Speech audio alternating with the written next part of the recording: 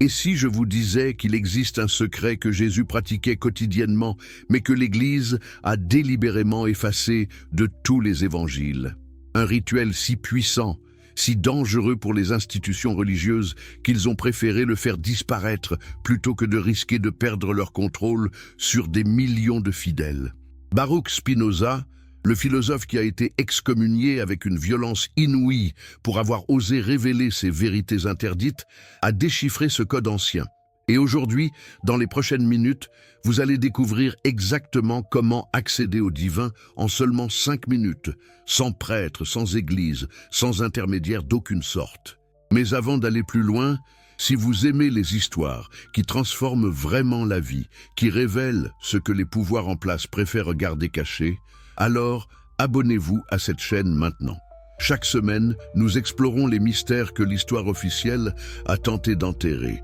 Ne manquez aucune révélation. Et d'ailleurs, écrivez dans les commentaires de quel pays vous nous regardez et à quelle heure vous découvrez cette vidéo. Sommes-nous en train de créer une communauté mondiale de chercheurs de vérité? Voyons cela ensemble. Et si vous êtes sur votre téléphone, prenez une seconde pour liker cette vidéo. Cela aide énormément à faire découvrir ce contenu à d'autres personnes qui ont besoin de ces connaissances. Préparez-vous, car ce que vous êtes sur le point d'apprendre pourrait bouleverser tout ce que vous pensiez savoir sur la spiritualité, sur Dieu, sur votre propre nature. Votre perception de la réalité ne sera plus jamais la même après ces révélations. Imaginez la scène. Amsterdam, 1656. Un jeune homme de 23 ans se tient devant les anciens de la communauté juive portugaise. Son nom est Baruch Spinoza et il est sur le point de vivre l'une des excommunications les plus violentes et les plus définitives de toute l'histoire religieuse. Mais pourquoi tant de haine? Qu'avait-il découvert pour mériter une telle fureur? Le chérem, le décret d'excommunication, n'était pas une simple formalité administrative. C'était une malédiction totale, absolue, sans précédent. Les mots prononcés ce jour-là étaient terrifiants, que personne ne devait lui parler, que personne ne devait s'approcher à moins de 4 coudées de lui. Qu'il était maudit de jour comme de nuit, en se couchant comme en se levant, en sortant comme en entrant. Ses propres parents devaient le renier. Ses amis devaient l'éviter comme la peste. Même son nom devait être effacé de tous les registres de la communauté. Pourquoi une telle violence?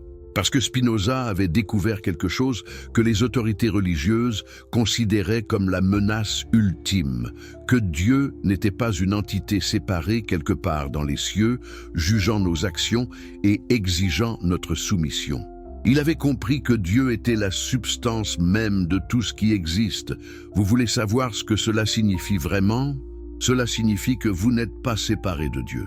Cela signifie que chercher Dieu à l'extérieur, dans des temples, à travers des prêtres, dans des rituels compliqués, c'est chercher l'eau alors que vous êtes déjà au fond de l'océan. Mais attendez, comment Spinoza avait-il fait cette découverte? Était-ce simplement une théorie philosophique abstraite, née dans son esprit brillant? Non. Il avait étudié les textes anciens avec une attention que peu possédaient. Il avait lu les manuscrits qui n'avaient jamais été inclus dans les versions officielles des Écritures. Il avait trouvé des traces, des indices, des fragments d'un enseignement beaucoup plus ancien et beaucoup plus radical. Et ces fragments pointaient tous vers la même source, Jésus de Nazareth. Maintenant, vous pensez peut-être que vous connaissez l'histoire de Jésus. Vous pensez peut-être avoir entendu ces enseignements des dizaines, des centaines de fois. Mais avez-vous vraiment compris ce qu'il enseignait? Ou avez-vous simplement accepté l'interprétation que les institutions religieuses vous ont donnée, une interprétation soigneusement construite pour maintenir leur propre pouvoir? Regardez ce que Jésus disait vraiment. Dans l'évangile de Luc, chapitre 17, verset 21, il déclare quelque chose d'extraordinaire. Le royaume de Dieu ne vient pas de manière à frapper les regards. On ne dira point « il est ici » ou « il est là ». Car voici, le royaume de Dieu est au-dedans de vous. Au-dedans de vous, pas dans un temple à Jérusalem, pas dans une église quelconque, pas dans le ciel après votre mort, maintenant, ici, à l'intérieur de votre propre conscience. Était-il en train de parler de manière poétique? Utilisait-il une métaphore pour que les gens simples puissent comprendre un concept complexe? Spinoza a réalisé que non. Jésus était absolument littéral. Il enseignait exactement ce que Spinoza allait formuler philosophiquement 16 siècles plus tard. Que le divin n'est pas séparé de vous, que vous êtes une expression, une manifestation, un mode de la substance divine infinie. Et dans l'évangile de Jean, chapitre 10, verset 30, Jésus dit quelque chose d'encore plus radical, quelque chose qui a choqué ses contemporains et continue de choquer aujourd'hui.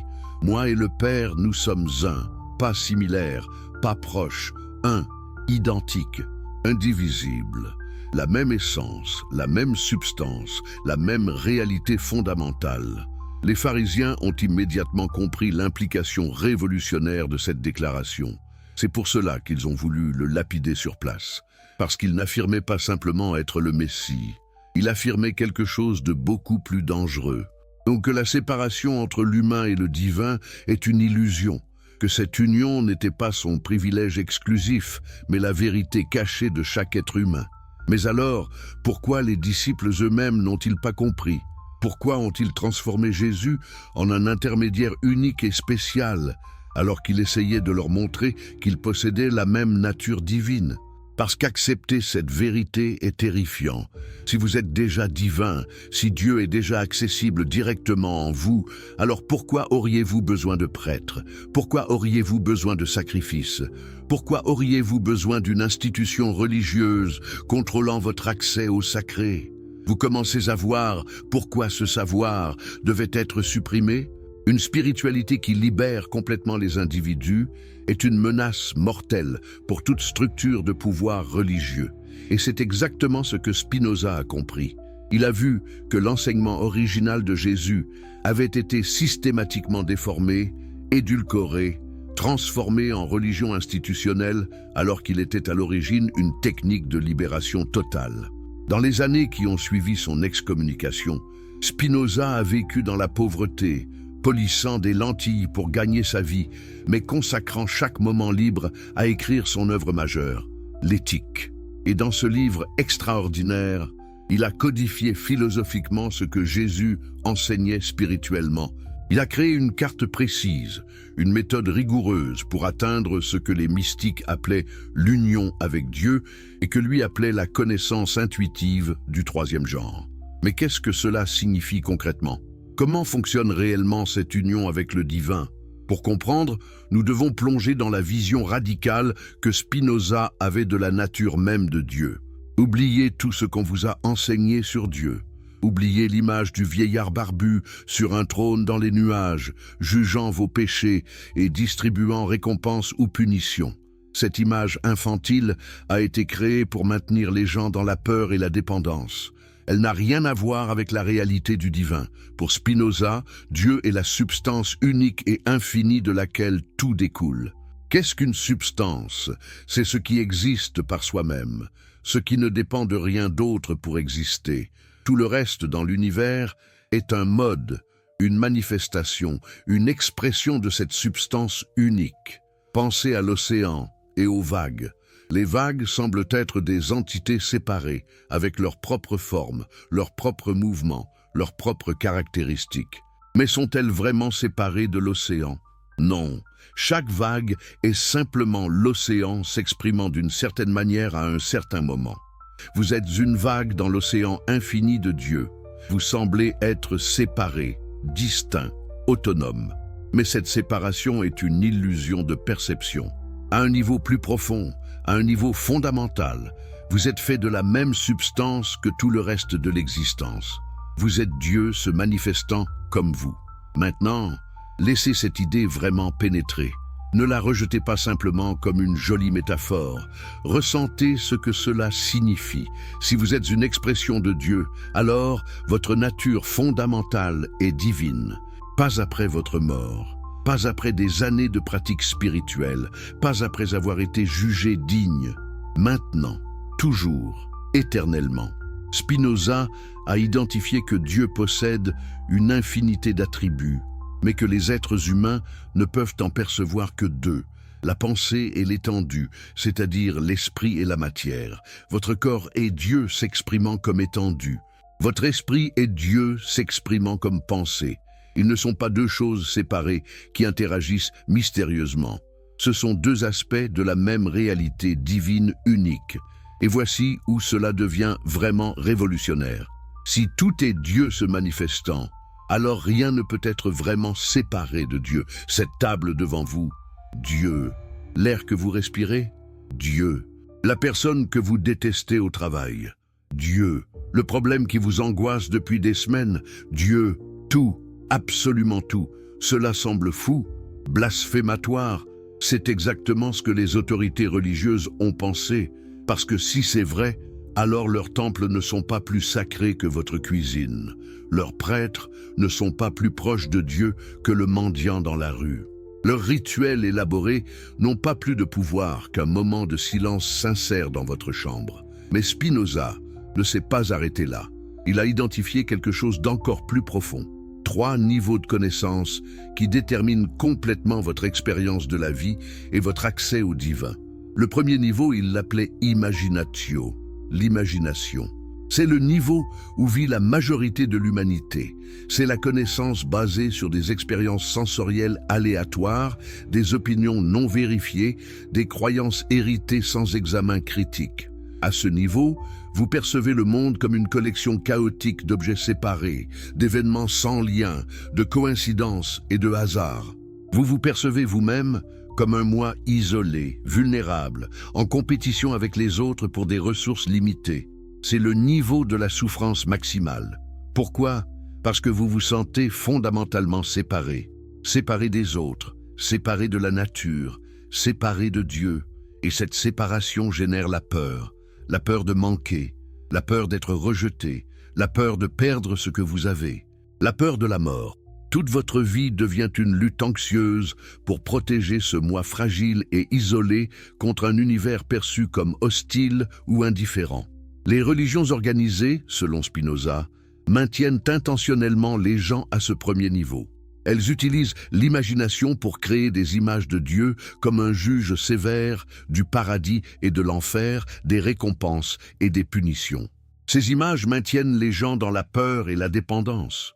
Vous devez obéir aux commandements, suivre les rituels, payer les dîmes pour peut-être, un jour, être jugé digne d'accéder au divin. Mais certaines personnes, par chance ou par effort, commencent à s'élever au deuxième niveau, la ratio, la raison. À ce niveau, vous commencez à comprendre les liens de cause à effet, les lois naturelles qui gouvernent l'univers, les connexions entre les phénomènes apparemment séparés. Vous réalisez que tout événement a des causes précises, que l'univers fonctionne selon des principes rationnels et compréhensibles.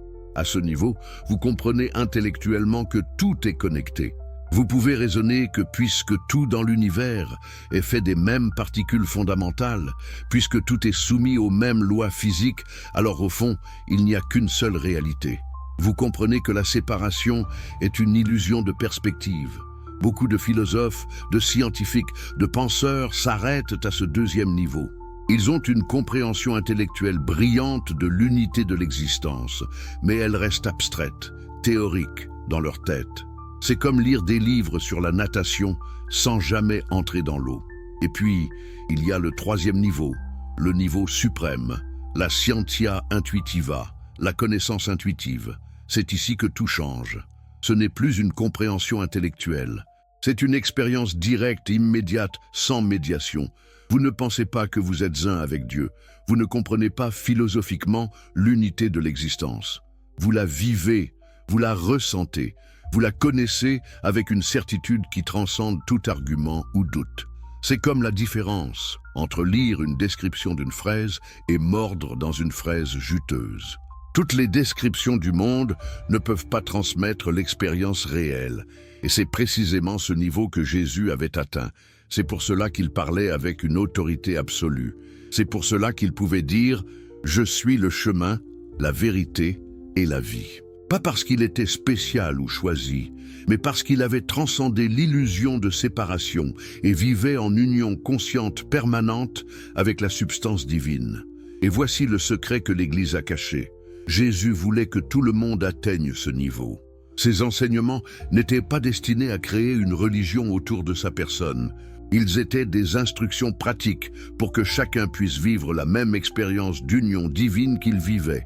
Comment savons-nous cela? Regardez ses propres mots dans l'Évangile de Jean, chapitre 14, verset 12. En vérité, je vous le dis, celui qui croit en moi fera aussi les œuvres que je fais, et il en fera de plus grandes. De plus grandes. Il n'a pas dit, vous devez me vénérer et obéir aux prêtres qui parleront en mon nom. Il a dit, vous ferez ce que je fais et même davantage. Alors pourquoi ce message a-t-il été perdu?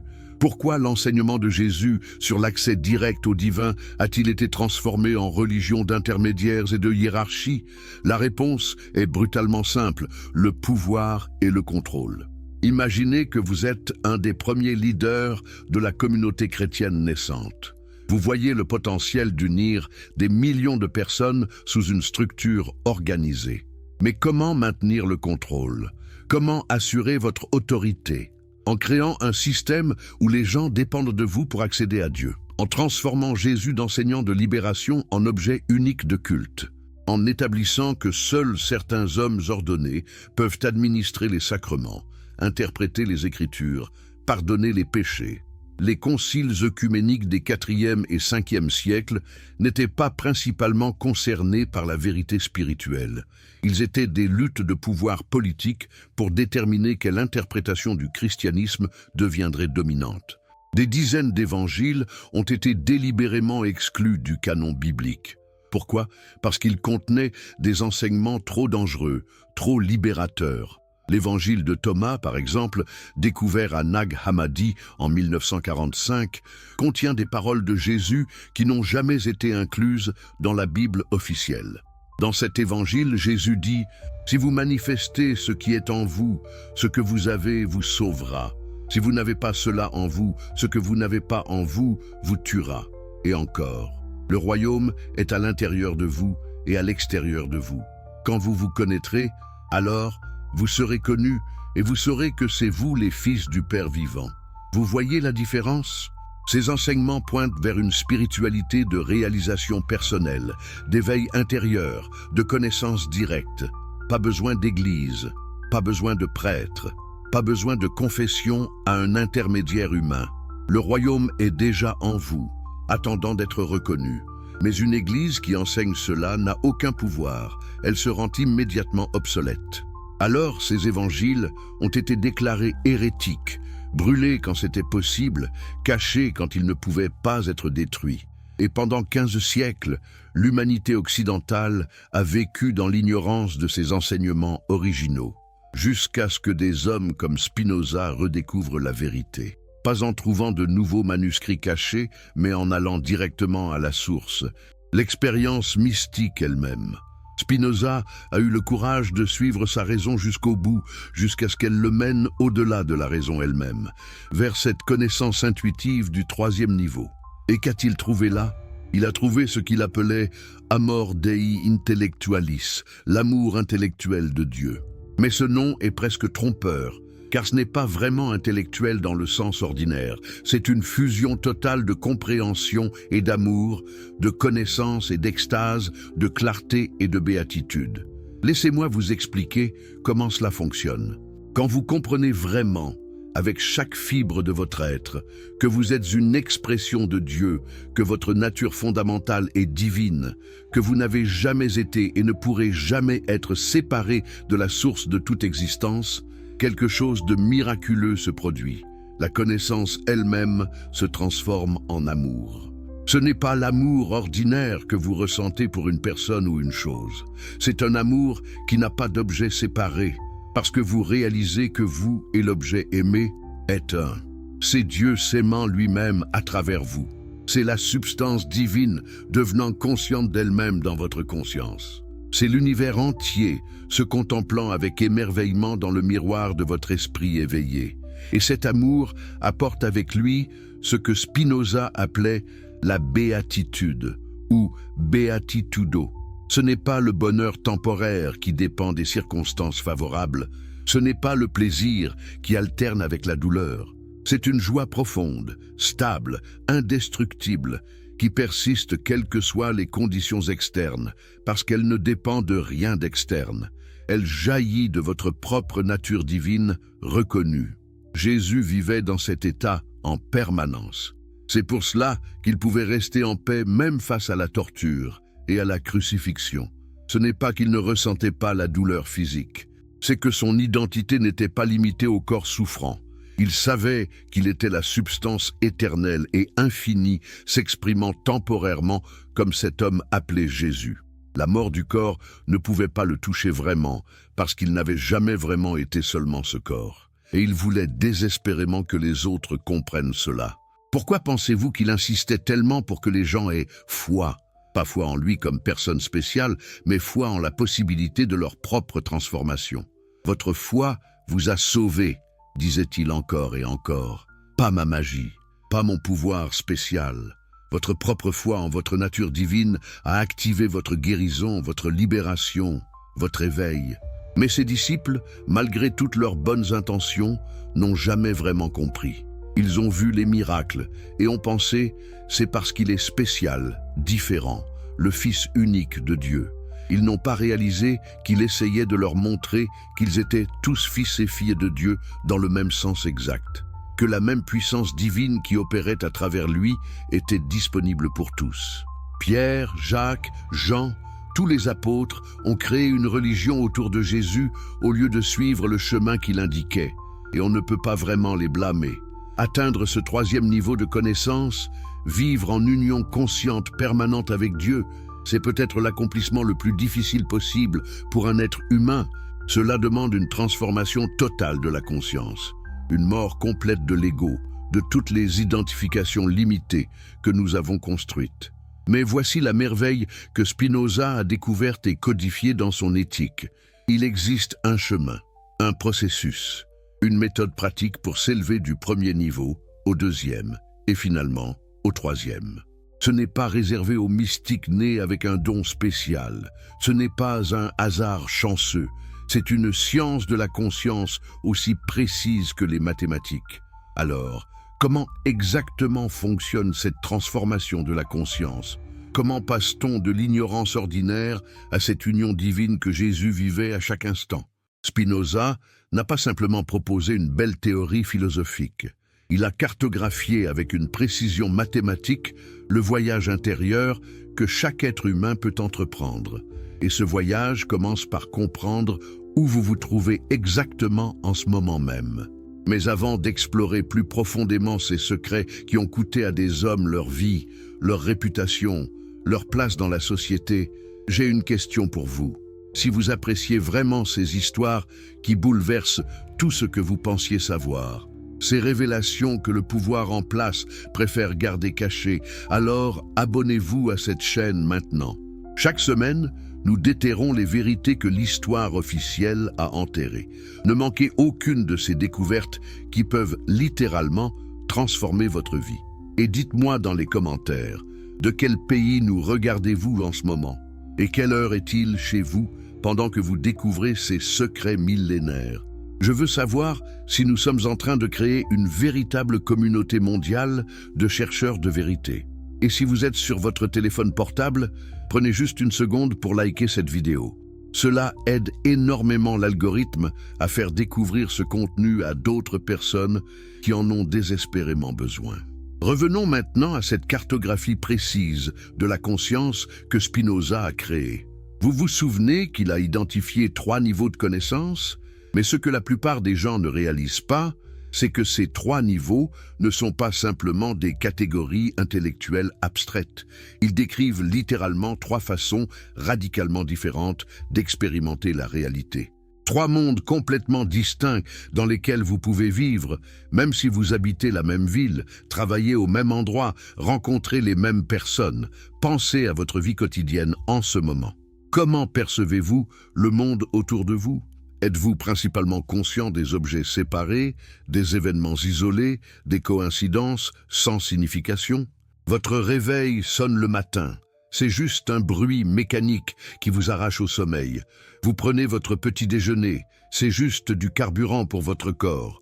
Vous allez travailler. C'est juste une obligation pour gagner de l'argent. Vous interagissez avec des gens. Ce sont juste des entités séparées qui peuvent vous aider ou vous nuire. Le soleil se lève et se couche. C'est juste un phénomène astronomique. La vie entière devient une série d'événements mécaniques, sans connexion profonde, sans signification ultime. C'est ce que Spinoza appelait le premier niveau, l'imagination.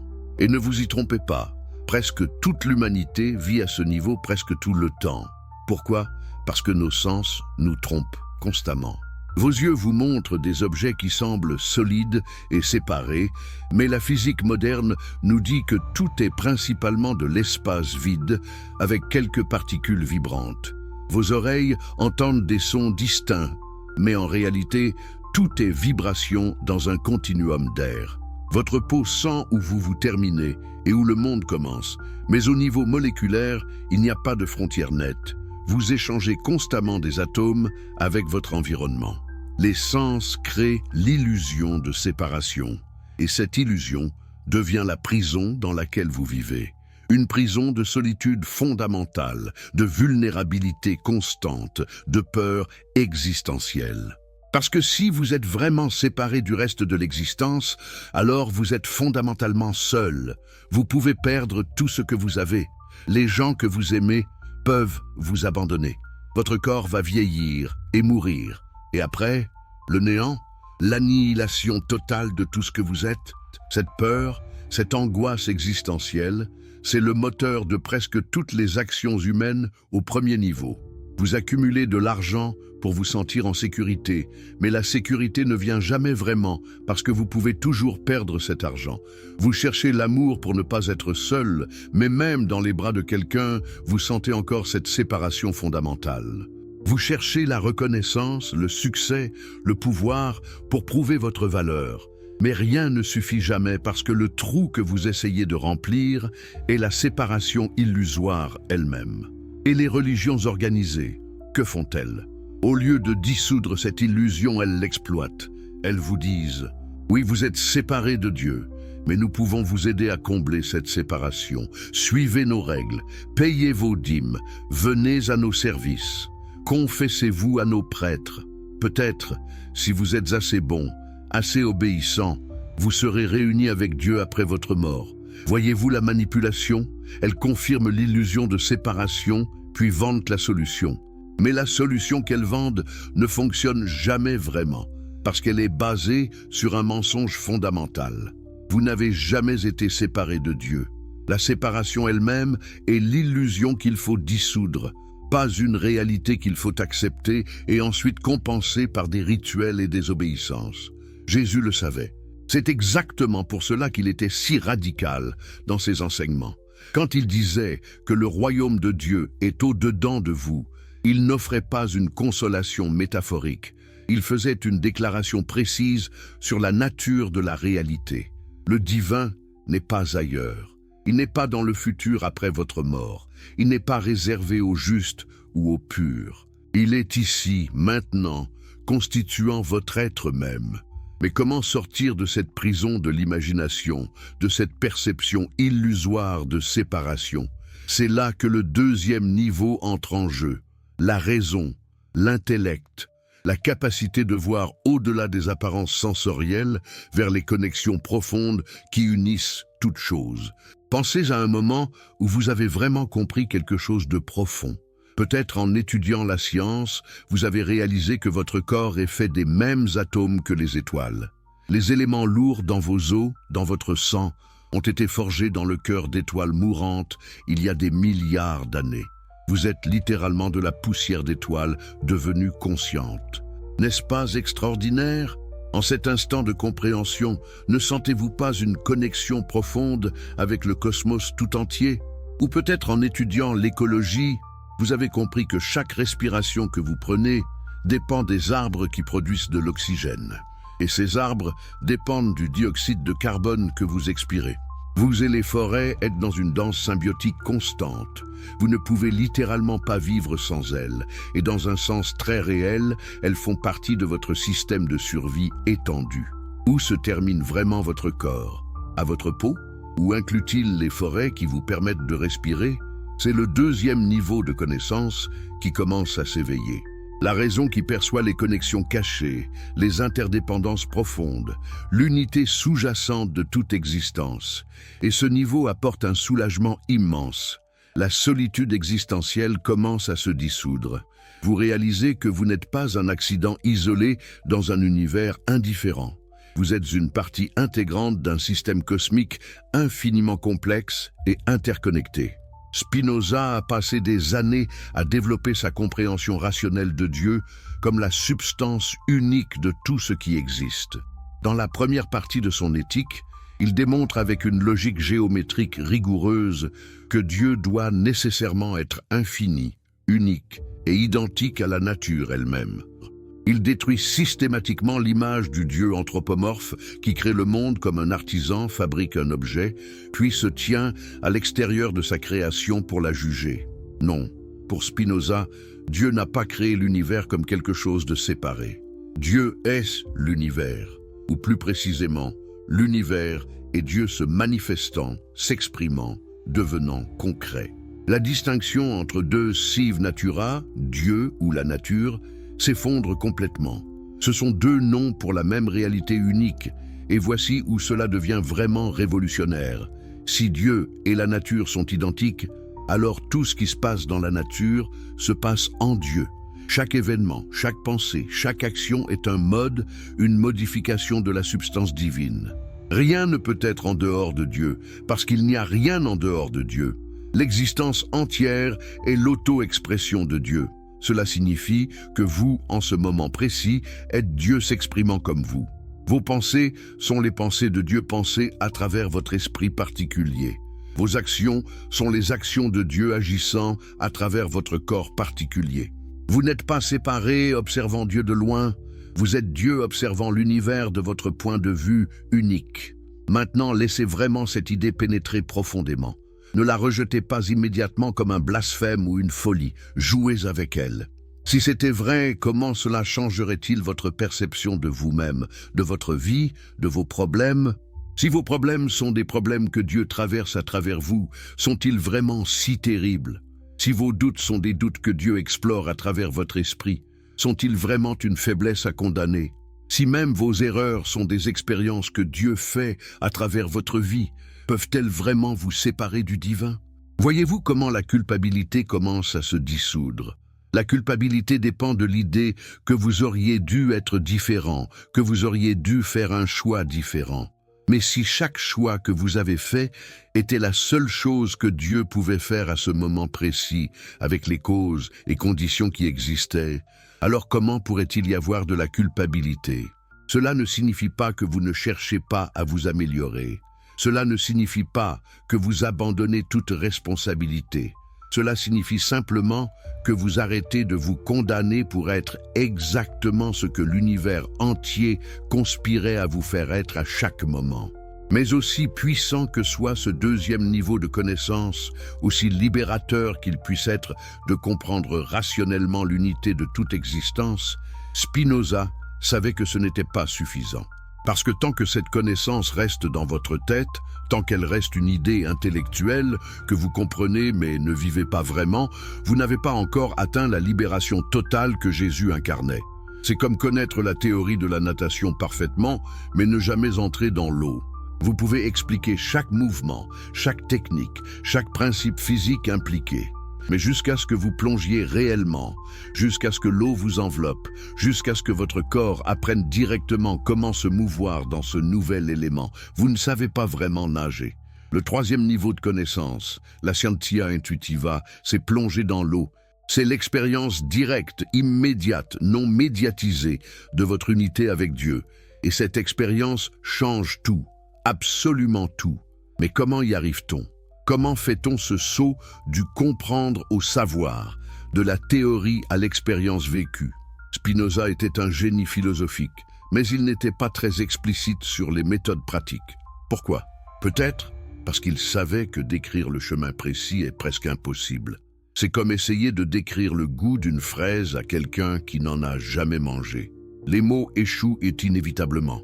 Mais Jésus, lui, a laissé des indices, des pratiques, des méthodes. Caché dans ses paroles et ses actions, dispersées à travers les évangiles, il y a un fil conducteur pour ceux qui ont des yeux pour voir. Regardez comment Jésus priait, pas dans les synagogues pour être vu des hommes, pas avec de longues récitations de prières apprises.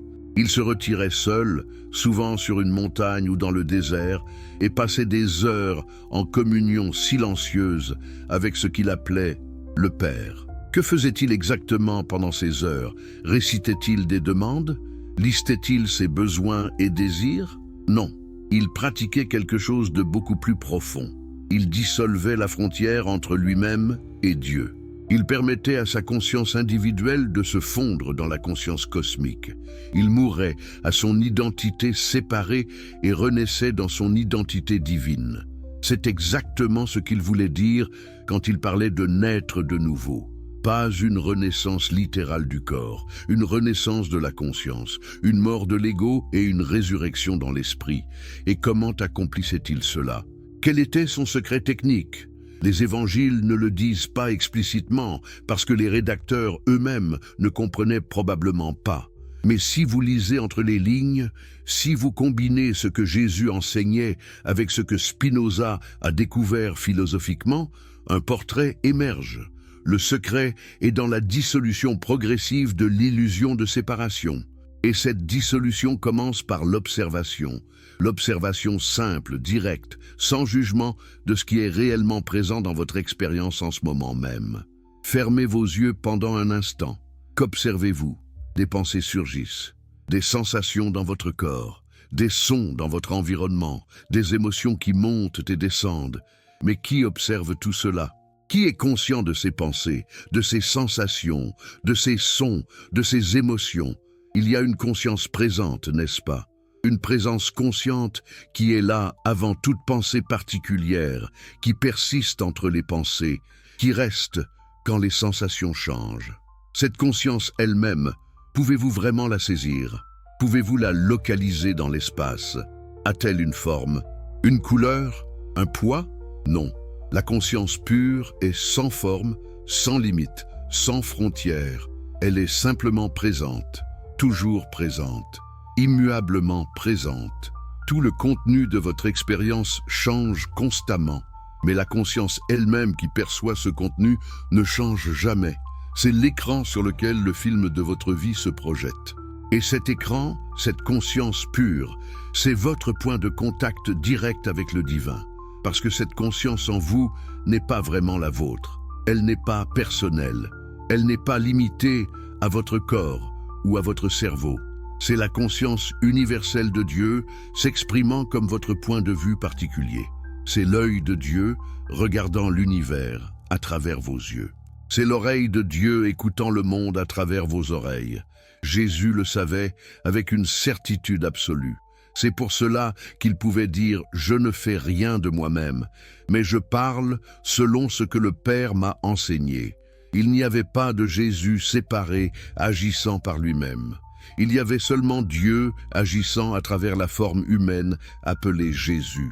Et cette réalisation, cette connaissance directe, lui donnait une liberté et une puissance extraordinaires. Parce que si vous n'êtes pas ce petit moi séparé, vulnérable, limité, alors qu'est-ce qui peut vraiment vous menacer? Si votre vraie nature est la substance infinie et éternelle de Dieu, alors la mort du corps n'est pas plus significative que l'éclatement d'une bulle de savon. La bulle disparaît, mais l'air qui la constituait ne va nulle part.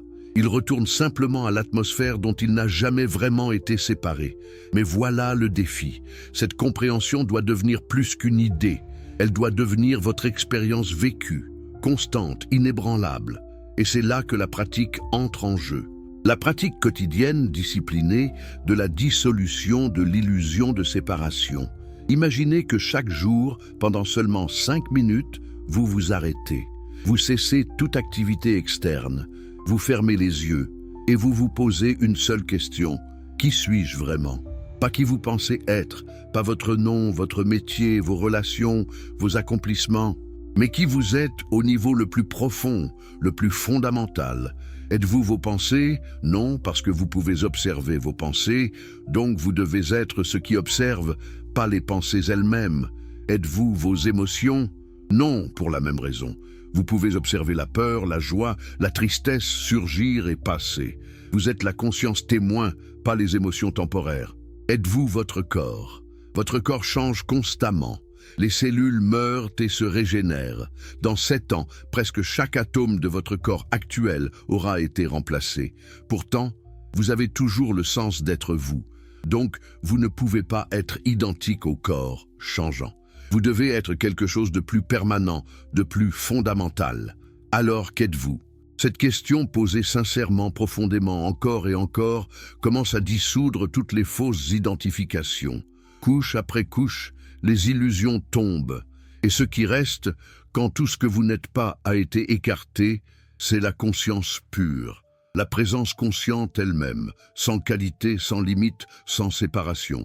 Et dans cette conscience pure, vous découvrez que vous n'avez jamais été séparé de Dieu. Vous découvrez que vous avez toujours été une expression de la substance divine.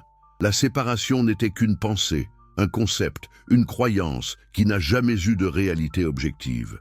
C'est exactement ce que Jésus essayait d'enseigner quand il disait « Connaissez la vérité et la vérité vous libérera ».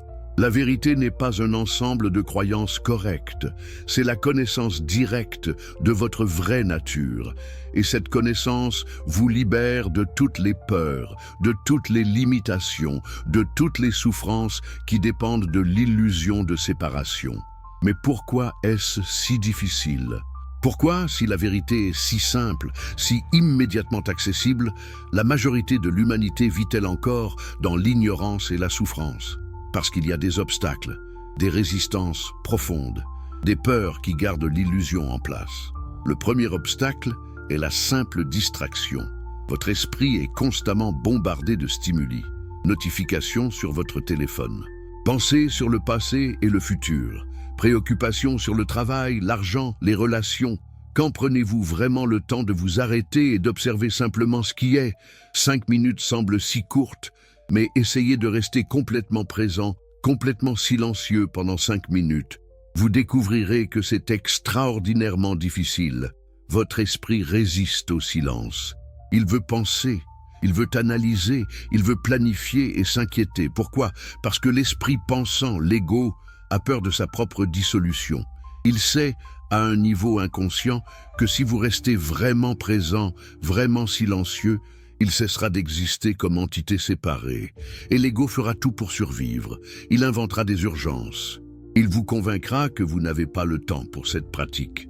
Il dira que vous devez d'abord résoudre tous vos problèmes, et ensuite vous pourrez méditer. Il créera des doutes. Est-ce que cela fonctionne vraiment? Suis-je en train de perdre mon temps? Ne devrais-je pas faire quelque chose de plus productif? Reconnaissez ces voix pour ce qu'elles sont. C'est l'ego qui lutte pour sa survie. C'est l'illusion qui résiste à sa propre dissolution. Et la seule façon de dépasser cette résistance est de continuer la pratique malgré elle. Jour après jour, même quand cela semble inutile, même quand rien ne semble se passer. Parce que quelque chose se passe, même si c'est invisible. Chaque fois que vous vous asseyez, que vous fermez les yeux, que vous observez simplement ce qui est sans jugement, vous affaiblissez légèrement l'emprise de l'illusion. C'est comme éroder une montagne avec des gouttes d'eau. Une seule goutte ne fait rien de visible. Mais des millions de gouttes, tombant jour après jour, peuvent creuser le canyon le plus profond. Le deuxième obstacle majeur est le doute intellectuel. Votre esprit rationnel, qui vit au deuxième niveau de connaissance, peut comprendre théoriquement que tout est un. Mais il résiste à faire le saut vers l'expérience directe. Il dit « Où est la preuve ? Comment puis-je être sûr que ce n'est pas juste mon imagination ? Peut-être que je me raconte simplement des histoires pour me sentir mieux. » Spinoza aurait répondu que cette demande de preuve vient d'un malentendu fondamental sur la nature de la connaissance du troisième niveau. Vous ne pouvez pas prouver l'expérience directe à quelqu'un qui ne l'a pas eue, tout comme vous ne pouvez pas prouver à un aveugle de naissance à quoi ressemble la couleur rouge. La seule preuve possible est l'expérience elle-même. Et voici le paradoxe. Vous devez faire confiance assez pour pratiquer, même sans preuve préalable. Vous devez avoir ce que Jésus appelait la foi. Pas foi aveugle en un dogme. foi en la possibilité de votre propre transformation, foi suffisante pour essayer, pour pratiquer, pour donner à l'expérience une chance de se produire. Et quand l'expérience arrive, même brièvement, même subtilement, elle apporte sa propre certitude. Vous ne pouvez pas douter de ce que vous vivez directement, tout comme vous ne pouvez pas vraiment douter que vous êtes conscient en ce moment même. C'est auto-évident. C'est plus certain que n'importe quelle preuve logique pourrait l'être. Le troisième obstacle, peut-être le plus profond, est la peur de la transformation elle-même. Parce que si vous acceptez vraiment que vous êtes Dieu se manifestant, si vous vivez vraiment cette vérité, alors tout dans votre vie doit changer. Vos priorités changeront, vos relations changeront, votre compréhension de vous-même changera radicalement. L'ancien vous, avec toutes ses habitudes familières, ses désirs, ses aversions, ses identifications, devra mourir. C'est terrifiant. Même si cet ancien vous est malheureux, au moins il est familier. Au moins vous savez qui vous êtes dans ce mode de conscience limité. Mais qui serez-vous après l'éveil? Perdrez-vous tout ce qui vous rend unique? Deviendrez-vous un zombie spirituel sans personnalité? Jésus promettait exactement le contraire. Il disait que vous devez perdre votre vie pour la sauver. Vous devez laisser mourir le faux soi pour découvrir votre vrai soi. Et ce vrai soi n'est pas moins que le faux soi. Il est infiniment plus. Parce qu'il n'est pas limité par la peur, la honte, la culpabilité, toutes les contractions qui gardent votre faux soi si petit et si souffrant. Quand vous vivez depuis votre nature divine, vous ne perdez pas votre personnalité unique, vous la libérez. Vos talents, vos passions, vos qualités uniques s'expriment plus pleinement, plus authentiquement, parce qu'ils ne sont plus filtrés à travers la peur et le besoin d'approbation. Vous devenez plus vous-même, pas moins, parce que vous êtes enfin libre d'être qui vous êtes vraiment, sans toutes les couches de conditionnement et de protection. Et un autre obstacle subtil mais puissant, l'attachement aux expériences spirituelles spectaculaires. Les gens veulent des visions, des lumières, des voix divines, des expériences mystiques dramatiques qui confirmeront sans aucun doute qu'ils ont touché le divin. Et quand ces expériences ne viennent pas, ils pensent que la pratique ne fonctionne pas. Mais Spinoza et Jésus enseignaient tous les deux que la véritable transformation est souvent silencieuse. Elle n'annonce pas son arrivée avec des trompettes célestes. C'est plutôt comme le lever du soleil. Vous ne voyez pas le moment exact où la nuit devient jour. C'est un processus graduel, progressif. L'obscurité s'éclaircit si lentement que vous ne remarquez pas chaque changement individuel. Mais si vous regardez en arrière après 1 heure, la transformation est indéniable.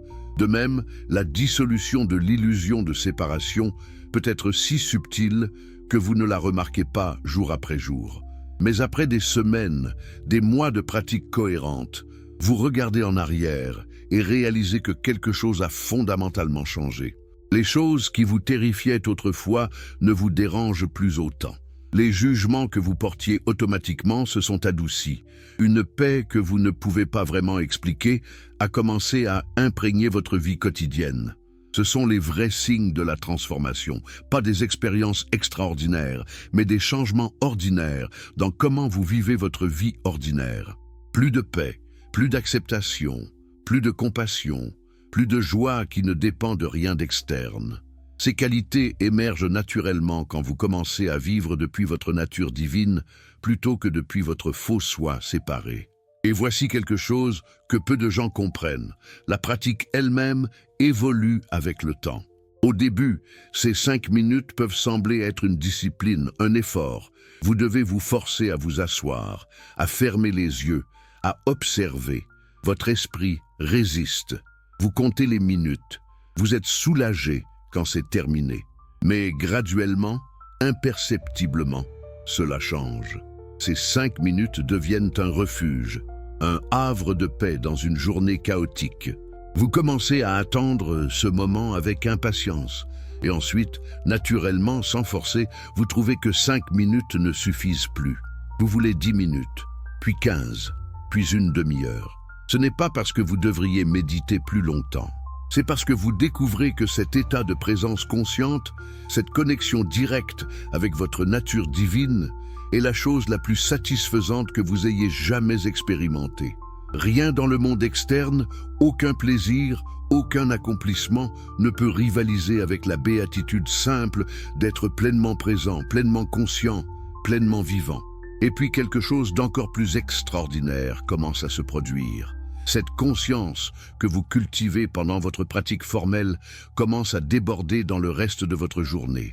Vous vous surprenez à être présent pendant que vous lavez la vaisselle, sentant vraiment l'eau chaude sur vos mains, le glissement du savon, le poids des assiettes. Vous êtes pleinement là quand vous parlez à quelqu'un, vraiment en train d'écouter, vraiment en train de voir la personne devant vous comme une autre expression de Dieu. Conduire devient une méditation. Marcher devient une méditation. Manger devient une méditation. Tout dans votre vie devient une opportunité de reconnaître et de célébrer la présence divine dans l'ordinaire. Le sacré et le profane, qui semblaient si séparés, se révèlent être la même chose. Il n'y a que le sacré. Il n'y a que Dieu se manifestant comme cette expérience particulière, ce moment particulier. C'est exactement comment Jésus vivait. Pour lui, il n'y avait pas de différence entre le temps de prière et le temps de travail. Tout était prière, tout était service. Tout était communion avec le divin, parce qu'il reconnaissait que le divin était tout ce qu'il y avait. Quand il guérissait les malades, ce n'était pas un événement miraculeux séparé de sa vie spirituelle, c'était la même chose. Il voyait la nature divine dans la personne souffrante, et en la voyant vraiment, en la reconnaissant vraiment, il activait cette nature divine. La guérison n'était pas quelque chose qu'il faisait à la personne. C'était quelque chose que Dieu faisait à travers les deux, guérisseur et guéri, reconnaissant sa propre unité. Et c'est pour cela qu'il insistait tellement pour que les gens aient foi. « Votre foi vous a guéri », disait-il encore et encore. Pas ma magie spéciale, votre propre reconnaissance, même inconsciente, de votre nature divine. Quand vous croyez vraiment, profondément que la guérison est possible, cette croyance ouvre un canal pour que votre propre nature divine se manifeste comme guérison. Mais les gens autour de Jésus ne comprenaient pas. Ils voulaient qu'il soit l'agent magique de la guérison. Ils voulaient qu'il soit spécial, différent, unique. Parce que si la guérison venait de lui en tant que personne spéciale, alors ils n'avaient pas à reconnaître leur propre pouvoir divin. Ils pouvaient rester petits, limité, dépendant. C'est la même dynamique qui persiste dans les églises aujourd'hui. Les prêtres sont élevés sur un piédestal. Ils sont les intermédiaires spéciaux avec des pouvoirs spéciaux. Et les fidèles restent dépendants, toujours cherchant à l'extérieur ce qui ne peut être trouvé qu'à l'intérieur. Jésus a tout fait pour briser ce modèle. Il a lavé les pieds de ses disciples pour montrer que le maître et l'élève sont égaux. Il a dit que le plus grand parmi vous sera votre serviteur. Il a promis que vous ferez de plus grandes œuvres que moi. Tout pointait vers la même vérité. Vous avez le même potentiel. Vous êtes fait de la même substance divine. La seule différence est que je l'ai reconnu et vous ne l'avez pas encore fait. Mais vous pouvez, aujourd'hui, maintenant, en ce moment même. Voilà le secret que Spinoza a risqué sa vie pour révéler. Voilà le secret que Jésus est mort pour enseigner. Le divin n'est pas loin, il n'est pas difficile à atteindre. Il n'est pas réservé à quelques élus spéciaux. Il est plus proche que votre propre respiration. Il est la substance même de votre être. Il a toujours été là, attendant simplement d'être reconnu. 5 minutes, c'est tout ce qu'il faut pour commencer ce voyage de reconnaissance. 5 minutes pour fermer les yeux et regarder directement ce que vous êtes vraiment. 5 minutes pour laisser tomber toutes les histoires, toutes les identités, toutes les croyances sur vous-même et découvrir la conscience pure qui a toujours été là, silencieuse et immuable, au centre de toute expérience.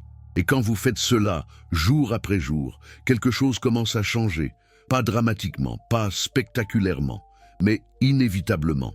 La prison de l'illusion commence à se fissurer, des fentes de lumière apparaissent. Et un jour, peut-être quand vous vous y attendez le moins, la prison entière s'effondre.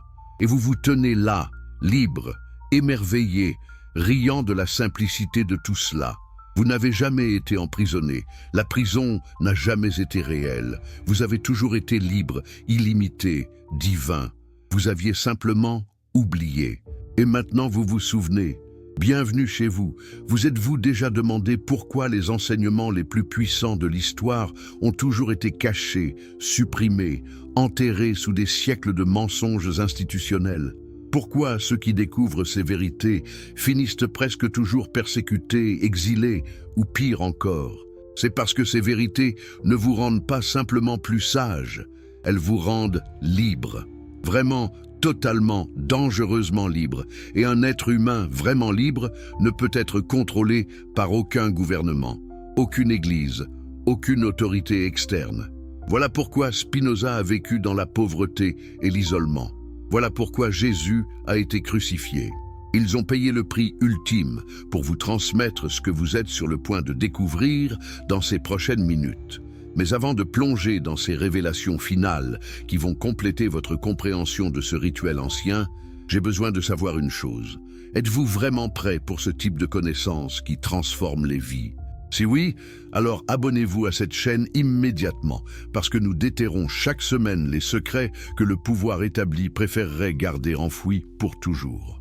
Et écrivez-moi en commentaire, de quel pays regardez-vous cette vidéo en ce moment? Et quelle heure est-il exactement chez vous pendant que vous absorbez ces enseignements millénaires? Je veux voir jusqu'où cette vérité voyage à travers le monde. Et si vous êtes sur votre téléphone portable, prenez juste 2 secondes pour liker cette vidéo maintenant.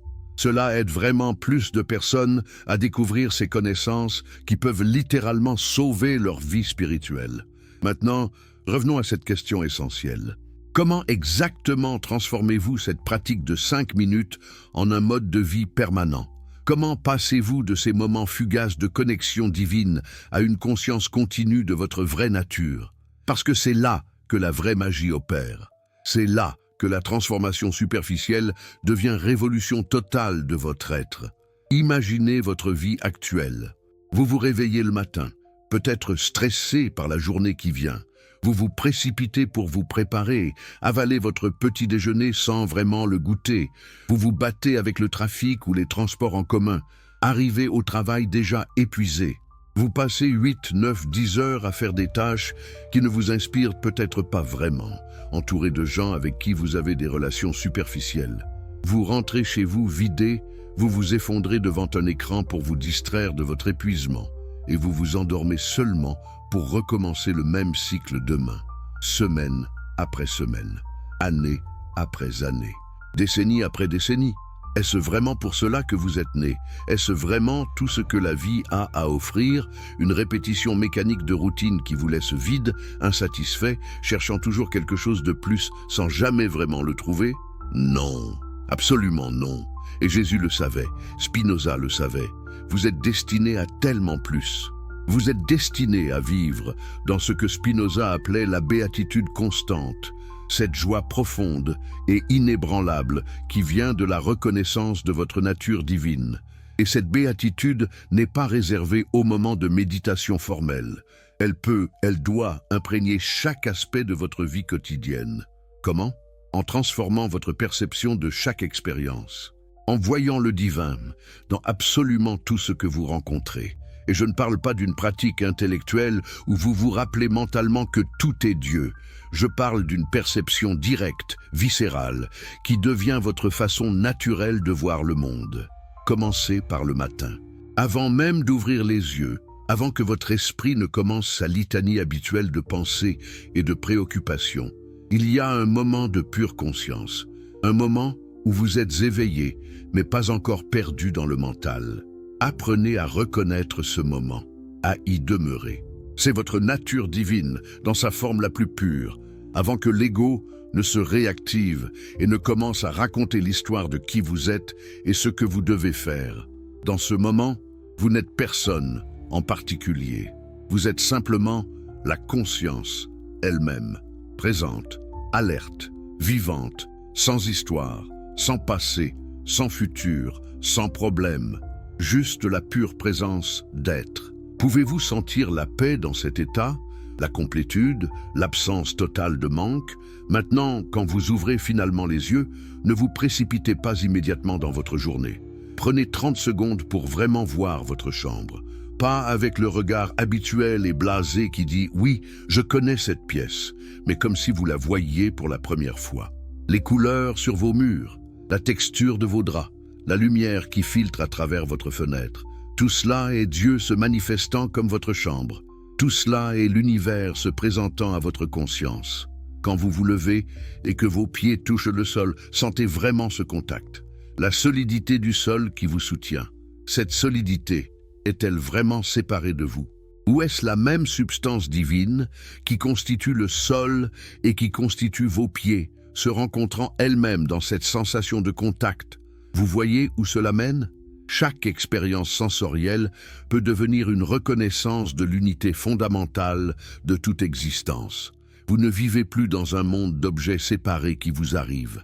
Vous vivez dans un champ unique de conscience divine, s'expérimentant elle-même de millions de façons simultanées. Quand vous allez dans votre salle de bain et que vous regardez votre visage dans le miroir, qui regarde vraiment? Est-ce ce moi limité avec tous ses jugements et ses insécurités? Ou est-ce Dieu regardant l'une de ses innombrables manifestations avec curiosité et amour? Pouvez-vous voir votre propre visage comme Dieu se voyant lui-même? Cela change-t-il quelque chose dans votre regard? Et quand vous prenez votre douche, ne laissez pas votre esprit s'échapper vers les soucis de la journée. Restez avec l'expérience de l'eau chaude touchant votre peau. Chaque goutte d'eau contient des milliards de molécules, et chaque molécule est faite d'atomes qui sont principalement de l'espace vide, vibrant d'énergie. Cette énergie est la substance même de Dieu se manifestant comme eau. Et cette eau touche votre peau, qui est également Dieu se manifestant comme chair. Dieu touche Dieu. L'univers se caresse lui-même. N'est-ce pas extraordinaire quand vous y pensez vraiment? Le petit déjeuner devient un sacrement, pas parce que vous récitez une prière rituelle avant de manger, mais parce que vous reconnaissez vraiment ce qui se passe. Cette nourriture était une plante hier, ou un animal. Cette plante a grandi en absorbant la lumière du soleil, en puisant des nutriments dans le sol, en buvant l'eau de pluie. Le soleil lui-même brûle son hydrogène depuis des milliards d'années pour créer la lumière qui a permis à cette plante de grandir. Des agriculteurs ont planté les graines, ont entretenu les cultures, ont récolté le fruit, des transporteurs l'ont acheminé, des vendeurs l'ont mis en rayon, et maintenant ce fruit est devant vous, contenant toute cette histoire cosmique et humaine. Quand vous le mangez, cette plante devient littéralement une partie de vous. Ces molécules seront incorporées dans vos cellules. L'énergie du soleil, capturée par la photosynthèse, sera libérée dans votre corps pour alimenter vos pensées et vos mouvements. Vous et cette nourriture n'êtes pas deux choses séparées où l'une consomme l'autre. C'est Dieu se réorganisant lui-même. La même substance divine prenant une nouvelle forme. Jésus comprenait cela profondément.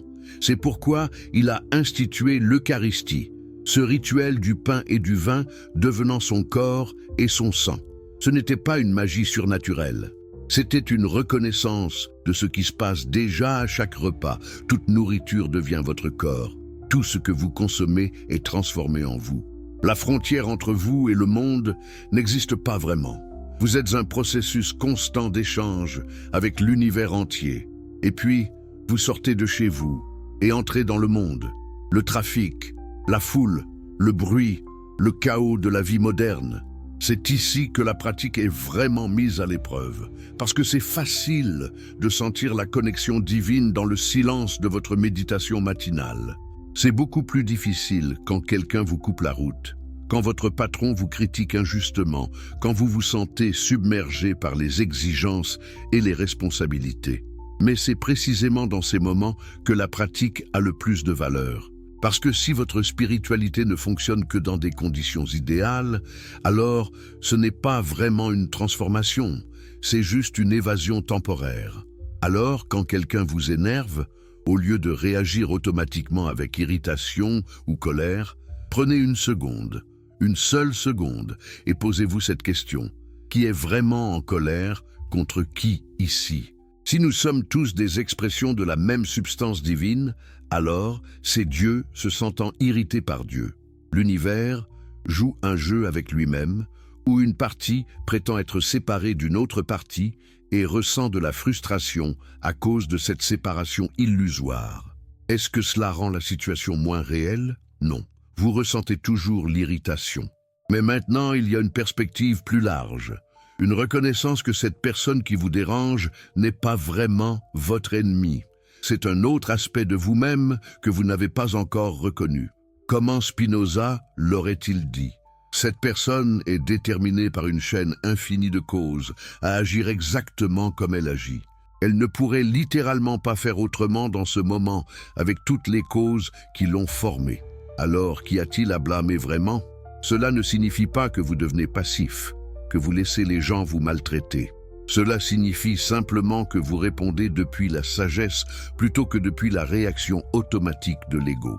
Vous pouvez établir des limites, vous défendre, prendre des mesures appropriées tout en maintenant cette reconnaissance intérieure de l'unité fondamentale.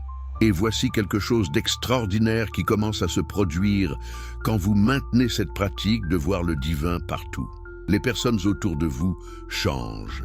Pas parce qu'elles changent réellement, mais parce que votre perception d'elles change. Quand vous voyez vraiment quelqu'un comme une autre expression de Dieu, quand vous reconnaissez leur nature divine, même s'ils ne la reconnaissent pas eux-mêmes, quelque chose dans votre énergie change. Vous dégagez une acceptation, une compassion qui n'est pas forcée ou artificielle, et les gens le sentent. Soudainement, des personnes qui étaient difficiles deviennent plus coopératives. Des situations qui semblaient impossibles trouvent des solutions.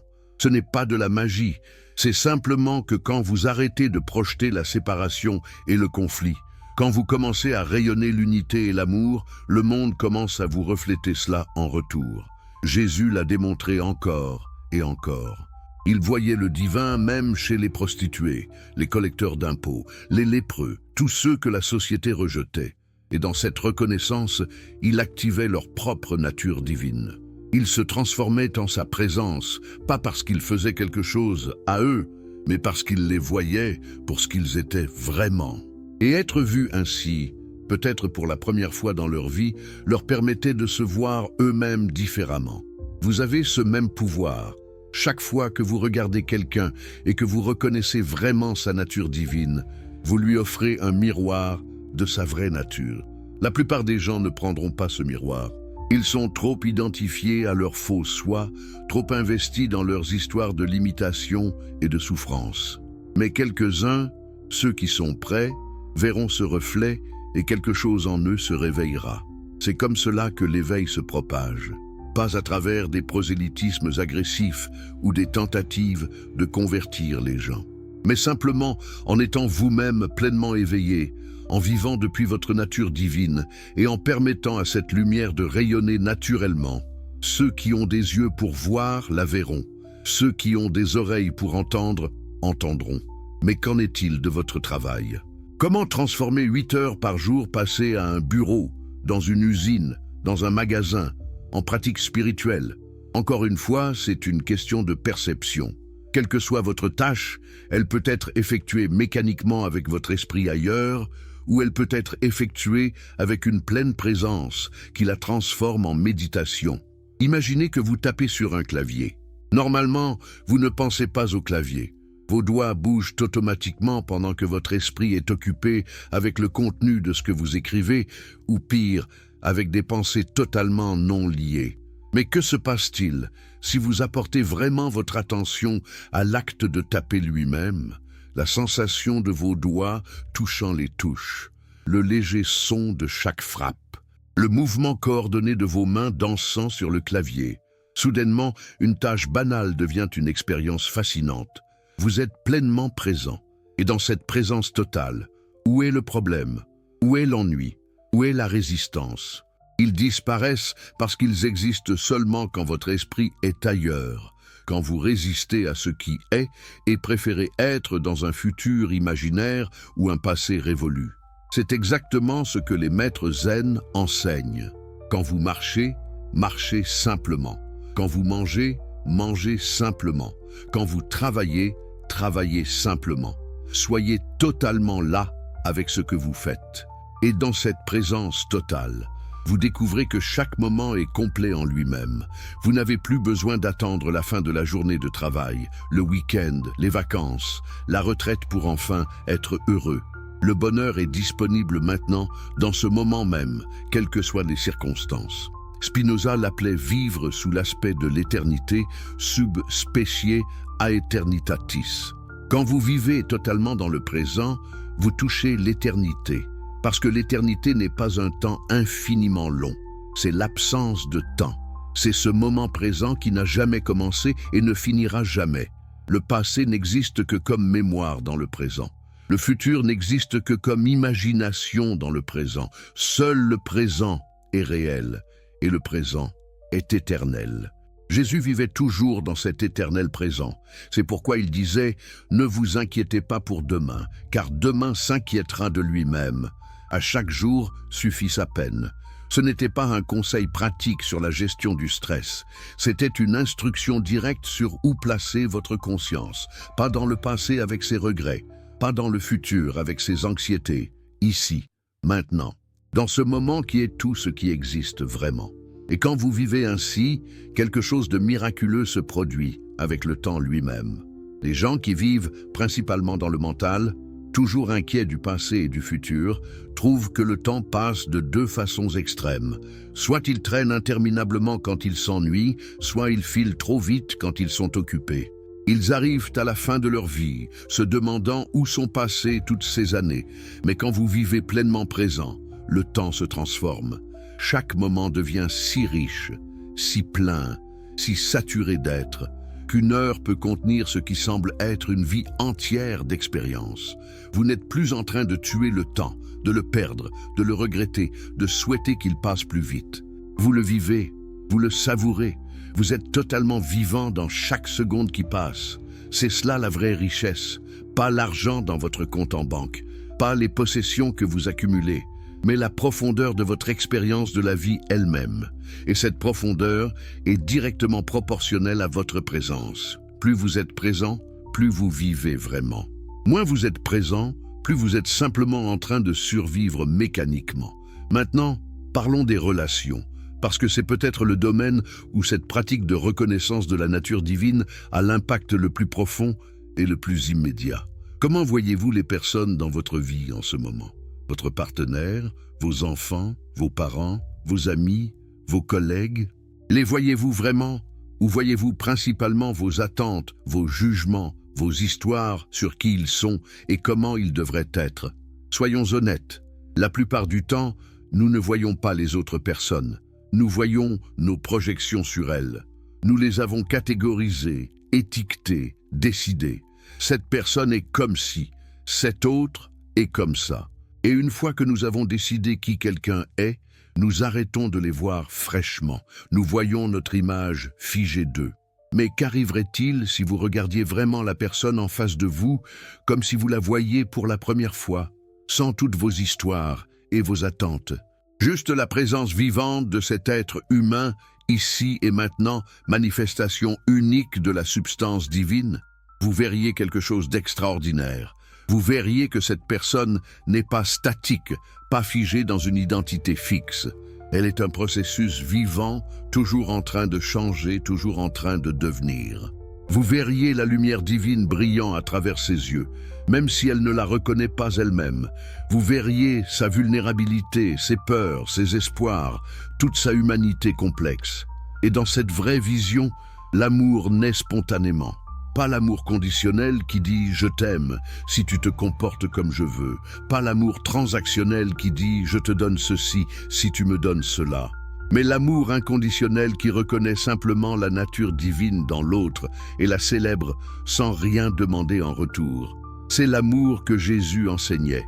Aimez vos ennemis, bénissez ceux qui vous maudissent, faites du bien à ceux qui vous haïssent. Comment est-ce possible ? Seulement si vous reconnaissez que même votre ennemi est une expression de Dieu. Même la personne qui vous déteste est faite de la même substance divine que vous. La haine qu'elle exprime vient de son ignorance de sa vraie nature, de sa douleur non guérie, de sa peur profonde. Et vous pouvez avoir de la compassion pour cela sans prendre la haine personnellement. Parce que si vous savez vraiment qui vous êtes, si vous vivez vraiment depuis votre nature divine, alors rien de ce que quelqu'un dit ou fait ne peut vous diminuer.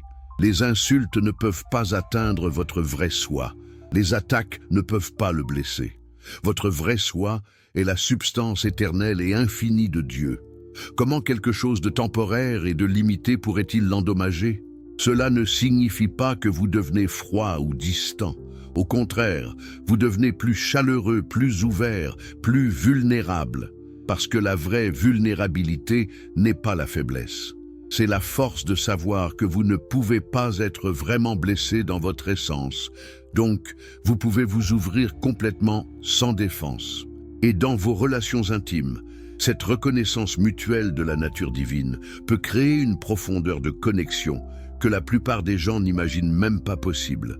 Quand deux personnes se voient vraiment, quand elles reconnaissent le divin l'une dans l'autre, l'amour qui naît transcende tout ce qui est ordinairement appelé amour. C'est Dieu s'aimant lui-même à travers deux formes humaines. C'est l'univers entier se célébrant lui-même dans l'intimité de deux êtres. Le sexe lui-même peut devenir sacré, pas à travers des rituels tantriques compliqués, mais simplement à travers la présence totale. Quand vous faites l'amour complètement présent, complètement conscient, reconnaissant le divin dans votre partenaire et vous permettant d'être le divin en union avec lui-même, l'expérience est transformée. Ce n'est plus deux corps séparés cherchant du plaisir. C'est la substance unique de Dieu, se réunissant avec elle-même, dissolvant temporairement l'illusion de séparation dans l'extase de l'union. Voyez-vous comment tout dans votre vie peut devenir une pratique spirituelle? Il n'y a pas de séparation entre le sacré et le profane, une fois que vous reconnaissez que tout est la manifestation divine. Votre cuisine devient un temple. Votre bureau devient un monastère, votre lit devient un autel. Partout où vous êtes, quoi que vous fassiez, c'est une opportunité de reconnaître et de célébrer la présence divine. Mais soyons réalistes, vous ne maintiendrez pas cette reconnaissance à chaque moment. Vous allez oublier, encore et encore et encore. Vous allez retomber dans l'identification avec l'ego, dans les patterns habituels de pensée et de réaction. C'est inévitable, c'est normal. C'est une partie du processus. La question n'est pas d'atteindre un état parfait de conscience divine permanente du jour au lendemain. La question est de remarquer de plus en plus rapidement quand vous avez oublié. Au début, vous pourriez passer des heures, des jours perdus dans l'inconscience avant de vous souvenir. Oh oui, je suis censé être présent. Je suis censé reconnaître le divin dans tout. Mais avec la pratique, le temps entre l'oubli et le souvenir se raccourcit. Vous oubliez, mais vous vous souvenez après 1 heure, puis après 20 minutes, puis après 5 minutes, puis après 30 secondes. Et éventuellement, la présence devient l'état par défaut, et l'oubli devient l'exception brève plutôt que la norme. C'est exactement ce que Spinoza décrivait dans son analyse de comment atteindre la béatitude. Ce n'est pas un événement unique où soudainement vous êtes illuminé pour toujours. C'est un processus graduel d'affaiblissement des chaînes de l'ignorance et de renforcement de la connaissance intuitive du 3e niveau. Et voici quelque chose de crucial à comprendre. Chaque fois que vous vous souvenez, chaque fois que vous revenez à la présence, chaque fois que vous reconnaissez le divin, vous ne repartez pas de zéro. Vous construisez sur toutes les fois précédentes. C'est cumulatif. Chaque moment de vraie présence renforce le neural pathway, si vous voulez parler en termes modernes. Ou pour utiliser le langage de Spinoza, chaque moment de connaissance intuitive augmente votre capacité pour plus de connaissances intuitives.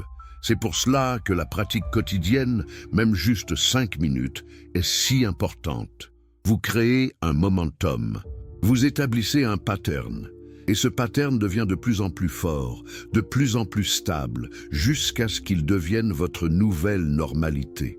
Pensez à apprendre un instrument de musique. Au début, chaque note demande un effort conscient. Vos doigts ne savent pas où aller. Vous devez penser à chaque mouvement. Mais avec la pratique quotidienne, même juste 15 minutes par jour, les mouvements deviennent de plus en plus naturels. Et éventuellement, après des mois ou des années, vous ne pensez plus du tout.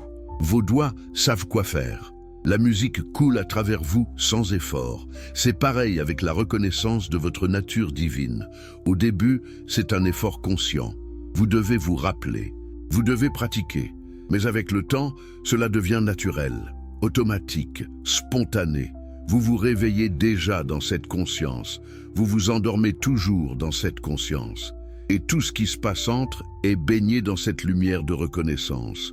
Et quand vous atteignez ce point, quand cette reconnaissance devient stable et continue, votre vie entière est transformée. Pas dans le sens où soudainement tous vos problèmes externes disparaissent. Vous pourriez toujours avoir des défis, des difficultés, des pertes. La vie continue à être la vie avec tous ses hauts et ses bas. Mais votre relation à tout cela change complètement. Les hauts ne vous rendent plus extatiquement heureux d'une manière qui dépend de leur continuation. Les bas ne vous plongent plus dans le désespoir. Vous restez stable, centré, enraciné dans cette reconnaissance de qui vous êtes vraiment au-delà de toutes les circonstances changeantes. C'est la paix que Jésus promettait, la paix qui surpasse toute compréhension. Comment peut-elle surpasser la compréhension? Parce qu'elle ne fait aucun sens du point de vue de l'ego. L'ego dit que vous devriez être heureux quand les choses vont bien et malheureux quand elles vont mal. Mais cette paix divine persiste quelles que soient les conditions. Elle vient de plus profond que les circonstances. Elle vient de votre nature même en tant qu'expression de l'éternel et de l'infini. Spinoza l'appelait la liberté. Mais pas liberté au sens ordinaire de pouvoir faire ce que vous voulez. Liberté au sens de ne plus être enchaîné par vos désirs et vos aversions, par vos peurs et vos espoirs. Quand vous savez que vous êtes la substance divine elle-même, qu'est-ce qui pourrait vous manquer? Qu'est-ce que vous pourriez craindre de perdre? Vous avez déjà tout parce que vous êtes tout. Et de cette liberté intérieure naît une créativité extraordinaire, parce que vous n'êtes plus paralysé par la peur de l'échec. Vous n'êtes plus limité par le besoin d'approbation. Vous n'êtes plus conduit par des compulsions inconscientes. Vous pouvez simplement être, et de cet être authentique, l'action juste émerge naturellement. Jésus en était le parfait exemple. Il ne suivait pas un script prédéterminé. Il répondait spontanément à chaque situation depuis sa connexion divine. Parfois il était doux et compatissant. Parfois il était furieux et confrontant. Parfois il enseignait en parabole. Parfois il gardait le silence. Il n'y avait pas de formule. Juste une réponse authentique, moment par moment, à ce qui était nécessaire. Et vous pouvez vivre ainsi aussi. Quand vous n'êtes plus prisonnier de vos patterns habituels de comportement, quand vous êtes vraiment présent et conscient, vous pouvez répondre fraîchement à chaque situation. Votre vie devient une improvisation créative plutôt qu'une répétition mécanique du même vieux script. C'est terrifiant pour l'ego, parce que l'ego veut la sécurité, la prévisibilité, le contrôle. Mais c'est exaltant pour votre vrai soi, parce que votre vrai soi est infini, illimité, créatif. Il n'a pas peur de l'inconnu. Il embrasse l'incertitude comme l'espace même dans lequel la créativité divine peut s'exprimer. Alors, qu'est-ce qui vous attend si vous continuez vraiment cette pratique? Si vous prenez ces 5 minutes chaque jour, si vous commencez à reconnaître le divin dans votre vie quotidienne, si vous permettez à cette transformation de se déployer naturellement, une vie au-delà de tout ce que vous pouvez imaginer actuellement. Une vie où la peur ne vous domine plus. Oh, la peur peut encore surgir comme une réponse biologique naturelle à un danger. Mais elle ne vous contrôle plus. Elle ne vous paralyse plus. Elle ne vous empêche plus de vivre pleinement. Une vie où l'amour devient votre état naturel. Pas l'amour pour une personne ou une chose spécifique, bien que cela soit aussi présent. Mais un amour sans objet, une reconnaissance joyeuse de la beauté et de la perfection de l'existence elle-même. Vous aimez parce que vous êtes l'amour. C'est votre nature fondamentale. Une vie où la mort n'est plus une terreur existentielle, parce que vous savez que ce qui vous êtes vraiment n'a jamais né et ne peut jamais mourir. Le corps mourra, bien sûr. Toutes les formes sont temporaires. Mais la conscience qui anime ce corps, la substance divine qui se manifeste comme vous, est éternelle. Où pourrait-elle aller? Il n'y a nulle part en dehors de Dieu pour aller. Une vie où vous contribuez naturellement au bien-être des autres. Pas par devoir moral ou par besoin de reconnaissance, mais parce que vous réalisez viscéralement Qu'aider l'autre, c'est s'aider soi-même. Il n'y a pas d'autre au niveau le plus profond. C'est Dieu s'aidant lui-même à travers vos mains, votre voix, vos actions. Une vie où chaque moment est miraculeux. Pas dans le sens surnaturel, mais dans le sens de reconnaître le miracle absolu de l'existence elle-même. Qu'il y ait quelque chose plutôt que rien. Que vous soyez conscient. Que l'univers entier ait conspiré pendant 13 milliards d'années pour créer exactement les conditions pour votre existence. N'est-ce pas absolument stupéfiant quand vous y pensez vraiment? C'est la promesse de ce chemin que Spinoza a cartographié et que Jésus a incarné. Ce n'est pas une promesse de paradis futur, après la mort. C'est une promesse de paradis maintenant, ici, dans cette vie, dans ce corps, dans ce monde. Le royaume des cieux est au-dedans de vous, disponible pour être reconnu à tout moment. Mais vous devez faire le travail. Personne ne peut le faire pour vous. Aucun prêtre ne peut vous donner cette reconnaissance. Aucun rituel ne peut l'acheter. Aucun livre ne peut vous la transmettre complètement. Vous devez la découvrir vous-même par l'expérience directe. Et la bonne nouvelle, la nouvelle miraculeuse, c'est que ce n'est pas aussi difficile que vous le pensez. 5 minutes. Juste 5 minutes par jour pour commencer. Fermez les yeux, observez ce qui est, posez la question « Qui suis-je vraiment ?» Et attendez, pas pour une réponse verbale, mais pour la reconnaissance directe, silencieuse, de la conscience pure que vous êtes. Faites cela aujourd'hui, faites-le demain, continuez à le faire, et regardez ce qui se passe. Ne me croyez pas, ne croyez pas Spinoza, ne croyez même pas Jésus, vérifiez par vous-même, expérimentez directement, et laissez votre propre expérience être votre preuve, parce qu'au final, c'est tout ce qui compte, pas ce que vous croyez intellectuellement, pas ce que vous espérez philosophiquement, mais ce que vous savez directement, intimement, avec une certitude qui transcende tout doute. Et cette certitude, cette connaissance du 3e niveau, est votre droit de naissance en tant qu'être humain, en tant qu'expression de la substance divine elle-même. Alors, allez-vous le réclamer? Allez-vous avoir le courage de découvrir qui vous êtes vraiment? Allez-vous donner à cette pratique une chance de vous transformer?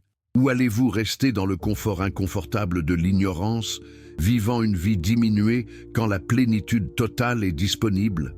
Le choix, bien sûr, est vôtre. Il a toujours été vôtre. Personne ne peut le faire pour vous. Mais sachez ceci, le moment où vous décidez vraiment, sincèrement de découvrir votre vraie nature, l'univers entier conspirera pour vous aider. Parce que vous ne ferez qu'aligner votre volonté individuelle avec la volonté cosmique. Vous ne ferez que permettre à Dieu de se reconnaître à travers vous. Et il n'y a rien que l'univers veut plus que cela. Alors commencez, aujourd'hui, maintenant. Fermez cette vidéo, trouvez un endroit tranquille et prenez vos 5 premières minutes. Pas demain, pas quand les conditions seront parfaites. Maintenant, parce que maintenant est tout ce qui existe vraiment. Et dans ce moment présent, l'éternité entière est disponible. Le royaume des cieux vous attend. Il a toujours attendu. Il attend depuis le moment de votre naissance. Non, depuis avant votre naissance, depuis l'éternité elle-même, parce qu'il n'a jamais été ailleurs. Il a toujours été ici, dans le cœur même de votre être, attendant simplement d'être reconnu. Bienvenue chez vous, enfant de Dieu. Bienvenue à la reconnaissance de qui vous avez toujours été. Vous êtes l'infini se manifestant comme le fini. Vous êtes l'éternel jouant dans le temps. Vous êtes Dieu s'explorant lui-même à travers votre vie unique. Et maintenant que vous savez, maintenant que le secret a été révélé, que ferez-vous? Comment vivrez-vous différemment, sachant que chaque respiration est sacrée, que chaque instant est une opportunité pour la réalisation divine? La réponse, bien sûr, se déploiera dans votre propre expérience, jour après jour, moment après moment, souffle après souffle. Le voyage de 1000 lieues commence par un seul pas. Votre voyage de retour à votre vraie nature commence maintenant, avec ce prochain moment de présence consciente. Prenez-le, embrassez-le, vivez-le complètement, et regardez comment votre vie entière se transforme de l'intérieur vers l'extérieur. De la peur à l'amour, de la séparation à l'unité, de l'ignorance à la connaissance, de la souffrance à la béatitude, c'est votre destinée. C'est le but de votre existence, non pas comme quelque chose à atteindre dans un futur lointain, mais comme quelque chose à reconnaître ici et maintenant. Alors, reconnaissez-le, embrassez-le, devenez-le, ou plutôt reconnaissez que vous l'avez toujours été. Bienvenue chez vous.